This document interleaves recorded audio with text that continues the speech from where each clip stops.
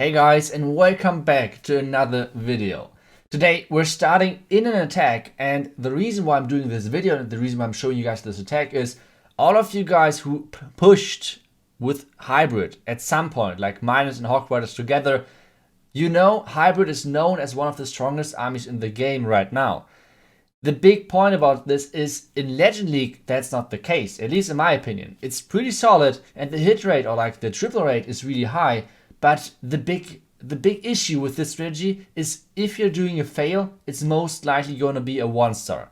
On other strategies like the dragons or like electro dragons, on the other hand, you have two strategies which are super good in Legend League, because even if you're failing, you're getting around like 80% or 85% plus every single attack.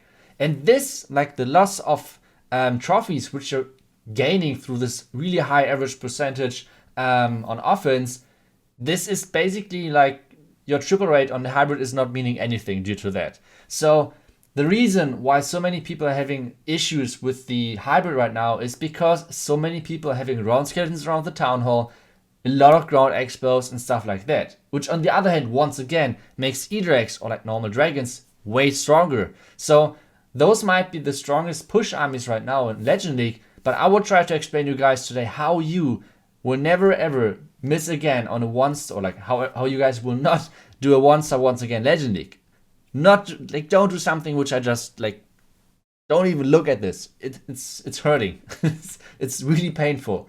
So when you guys want to like do small things, small tweak to the army, make sure to watch the video. If you would like to support me or my channel, well, there's an easy way to do so. You just go in your settings, in your in-game settings, and then at the bottom you can find the creator boost code.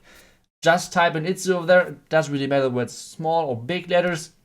Just the word iTzu, and whenever you're buying anything, for example the gold pass and so on, you're just supporting me. Thank you guys so much for the support. And I would say, let's get into the first attack, and I will show you guys what I'm doing right now to somehow handle those really annoying foreground expos, ring bases, or like trophy bases in general. So what I'm doing with this, I switch from a siege barracks to the Yeti blimp. But why? Like, why do I do that? Like, the siege barracks is crazy strong, so why should I switch to a Yeti blimp in trophy or like in trophy hunting and Legend League and so on? But what I normally would do, I would charge in from the bottom. But because there are so many ground expos, that's just not possible. But with the Yeti blimp, we have a different option. We're taking care of a couple of ground expos, and the really important thing as well is that we're taking care of the enemy CC lure.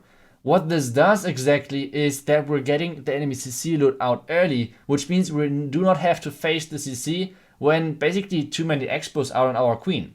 This is causing sometimes huge issues and is costing us way too many rages. Because we loot out the enemy CC early, we just need to drop the poison and that's it. No rage, no anything else, no nothing basically. Obviously we used already one rage for the Yeti blimp, and we have no longer a siege barracks, which means we have to use our king kinda carefully, because we cannot just swag him because we need him later on for the funnel. But there are some couple of nice tricks on how you guys can still make sure that you're getting the triple done. So what I'm doing over here, as soon as we took out the two ground expos, which I just showed you guys, is that would just keep the queen walk going. You know, normally at the bottom there, black mines, which I'm just dropping the loon for, and found actually a black mine over there as well. And now the bad thing is that my queen is skipping the Inferno Tower. Normally, you want always to have your royal champion going with the queen, going with the hybrid, I'm sorry. But on this one, I just had to use the royal champ to make sure that the Inferno Tower is going down. Don't be afraid to use the royal champion for your queen walk. It's still worth it. Like, if you're just losing all of your healers, that's way worse. Just use your royal champion for the queen walk and support her if you want to. Like, that's not a bad thing. You do not need the royal champion for the minors. That's not necessary. So the next thing what we're going to do is we're using the king and the queen basically together to create a pathing for the minors. Because the next thing what we're going to do, we're dropping the hybrid on the town hall. But now we're coming to a really important point, which I'm on my own sometimes doing wrong, and I see so many other people doing wrong. Most of you guys, and like I said, myself as well, we normally drop first the miners, the Hawkriders, the Warden, and then the Royal Champ. This order is completely messed up, because the reason for that is if your troops are having such a long travel time, like from the outside into the core, for example, for the town hall, then this means most of the time that your miners are at the location, like for example at the town hall, way too early and your warden is taking way too long. This is why you should always, when the location is kind of far away from your drop point, drop first the warden, then a small delay, then the miners, then the royal champ, if you still have the royal champ. For me, for example, I did not have the royal champ anymore, but then you're dropping like warden, small delay, miners, hawk riders, and that's it. If you have the royal champ, do the royal champ in between of the miners and the hawk riders. So the hawk riders will be always the last troop you're deploying. This is really important because this means you have way more value with your warden ability most of the time, and you can block way more damage. This is pretty important. But let's take a look at the next base, and this is once again like a classic trophy base right now. And once again, what we're going for, we want to get rid of the enemy CC early. Like, this is something which is super important, and I think this plan might have worked as well with my siege barracks, but at the same time, I'm not 100% sure. The reason why I'm not 100% sure is because we can lure the enemy clan castle, we can take care of the enemy single throne tower, which means normally we had the single throne tower on our queen during the same time where the clan castle is coming up, which is never a good thing. So what we're doing instead, we're dropping our Yeti blimp onto the single throne tower. What we're doing as well, we lure the enemy clan castle, we get a nice pathing for our queen, and we're tanking for our queen at the same time as well. Which means even though we used the rage for this one, the rage would have been needed anyway. The only thing which we basically lost at this point was our siege barracks.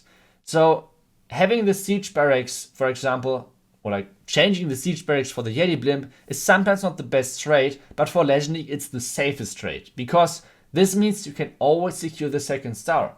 I had already a couple of fatal attacks basically where I did not make sure that my queen is walking the right way in a ring base, for example, and she died pretty quickly. With like too many ground skeletons, too many ground expos, and too many single throne towers on her, it was pretty clear that my queen would die kinda quickly. So what I did is just basically started with my hybrid at some point, and then as soon as my hybrid like took part of a certain amount of the base, I just sent the Yeti blimp for the town hall. It's really important thing for you guys as well. You do not need a rage to take care of the town hall with the Yeti blimp. That's something which is really important for you guys. So if all of the Yeti mites are actually going into the town hall, then you do not need a rage. This is, especially for ring bases, really helpful. But let's get back to this attack.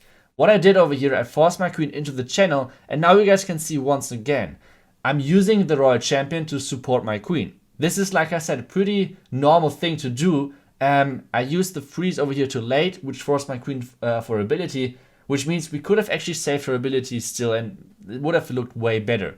But either way, we made sure that our queen is somehow staying alive with using the royal champion for the single throne towers, and this is making sure that we can not only like we get decent pathing, but as well we can drop cleanup troops really early on the 3 o'clock side. With the Yeti blimp, we're taking, or like you're having really often like time issues, because the reason for that is that you're using the Yeti blimp and you're not immediately starting with your queen. That's another thing. Try to start as early as possible with your queen. Do not wait too long, like until the Yeti mites etc. died. Sometimes you should just start way earlier, like I did in this attack. Like I dropped the Yeti blimp and waited a couple of seconds and then started already with my queen. I did not wait until all of the Yeti mites died, because this is just taking too much time. Time is your biggest enemy on this army, especially with the Yeti blimp. So for us on this one, everything went perfect. We were able to drop the cleanup with the wizards on 3 o'clock kind of early on. We dropped the archer on 9 o'clock. Everything worked out. Like, even though it's a close attack, it's a triple and I take those. Why not? So I think what we should do next is let's get back to the army, or like to the base we started on. Like, it's a pretty common base, right? Like this kind of like diamond shaped base. It's super annoying to attack, and there's a reason why a lot of players are using it. So let's get back to that base, I think, and let's try to attack it with the Yeti blimp, because like I said, the Yeti blimp is pretty strong against ring bases, and it has so many potential. Like, you can use it early on, you can use it delayed. It's totally up to you. What is your style of attacking? There's no right or wrong way. There's so many different possibilities. Another really good thing is that not too many players actually adjusted their bases to the Yeti blimp yet, especially in Legend League. Like in War, slowly people are adapting, but in Legend League, it's not really happening too much. So what we normally do, or what we did in the first attack, which I showed you guys, we tried to force our queen in on the right side. But one thing which I learned over all of the amount of the time, people tend to use small CCs, like a lot of archers, a lot of goblins, if the CC is so far on the outside. So the reason why we're not going for the CC this time, and I'm normally always going for the CC, the reason why I'm not going for the CC this time is I know, or like, there should be something small in there, like a baby dragon, maybe a witch, and then a lot of archers and goblins. That would be my guess. And for us, we did take out not too much. I hope for way more on this one, but still, it's okay. It's okay. The Yeti blimp did his thing. I hope for a little bit more like the air defenses, but let's see. I think it should work either way. The next thing what we're going to do is we're forcing our queen and our hybrid in at the bottom. You guys might think in a second that I'm completely stupid and it's really risky way on what I'm doing, but you will see in a second why it's not. So what we're doing next is we're forcing our queen into the base with using our king on the outside and then just using a raid for our queen to make sure that she's going through the enemy king, wall breaking her in, and then just starting with a hybrid, right? Like miners, hogs, the warden and the royal champion, everything in there. We have still a lot of spells left, like we did not use a single freeze yet. One freeze is needed now, but except that, no freeze is needed, and then the queen and everything is going in. By the way, one thing which you could see over here as well is, guys, try to time the freeze perfectly. Sometimes it's risky, but this means you have a couple of more seconds when the Inferno Tower is frozen. Just a small thing. Try to practice this in friendly challenges. It's super strong right now. Or like trying to figure that out, the timing. So what I'm doing on this one, you guys notice I did not save anything for my for the town hall basically. But what happens always on this base apparently is that when you're raging through the bottom of this base, that the miners and the troops and everything are getting ahead, which is forcing the queen to go through the wall. You guys might think like, okay, this is just random. I don't know. For me, it always worked. The queen always took that out. I don't know why, but it somehow worked. I mean, I take it, right? So it's really nice. The queen, you need to rage at the marked points, which I just highlighted to use, and then the queen is going through that wall. It's normally always working, at least for me at the moment. And well, the miners are coming back in a second. We still have the freeze spell, like I said. We still have the freeze spell, and this is just saving our queen. Queen ability is still alive, and that's it. That's it. Another triple for us. We tripled the base from the beginning, and I hope you guys enjoyed today's video. I hope you guys, well, like the Yeti blimp a little bit more in Legend League. I don't know, I still have to say, I'm overall still a big fan of the Siege Barracks in combination with the hybrid. I think I like it a bit more, but in Legend League, like I said, I feel like it's more, how do you say that? It has more value most of the time, especially on those ring bases, those really, really annoying ring bases. And I just think it's better over there. It's more consistent. And this is a really important thing in Legend League. Even though it might have a lower triple rate, in Legend League that's more important.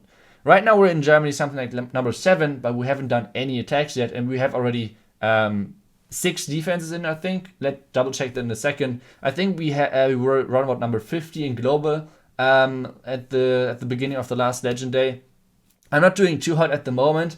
Offense is okay, I would say, but our big problem is the defense. Like 180 on average on defense would have been better to keep up with the high guys over there.